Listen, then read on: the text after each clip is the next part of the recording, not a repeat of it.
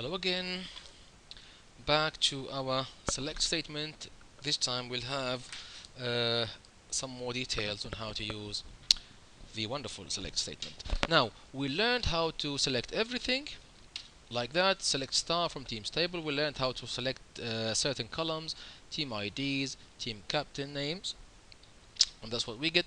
Now, we try to learn about the where statement, where we can use conditions to filter out data and control the outcome of our select statement. Now, the where keyword, as we explained before, always follows a condition. So, for example, from my team, so far display everything. From my teams, for example, if I want, for example, the if I want details about the team, whose captain is called, for example, Joe Williams. Yes. So what I can do is I can select everything from that table and then specify that the team captain value must equal Joe Williams. Well, the way I do that is with my with the select statement using the where keyword. Now, and this is what it looks like: select star from teams table where team captain equals Joe Williams. Remember when we spoke about the comparison in the last video? This is how you actually use it. Use the equal sign to say that team captain equals Joe Williams, and if I do that, I get the record of that team. The team whose captain is called Joe Williams. Well, if I want to make things a little bit more interesting, I can say, for example, give me a list of all the teams which were established, for example, after 2008 or something. Yes, I can do that very easily. I have already prepared a small query here. So if you look at this, select star from teams table where establishment date, so this value, date value, is larger than I'm sorry, that's actually wrong.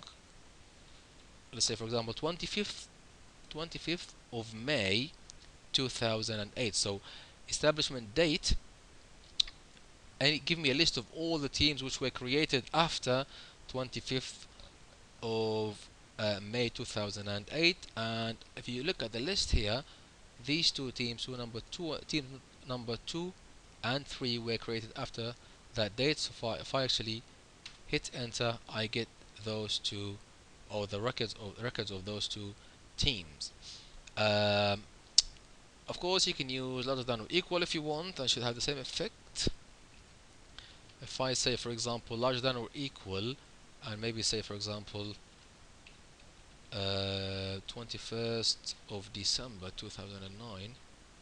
So now, sorry.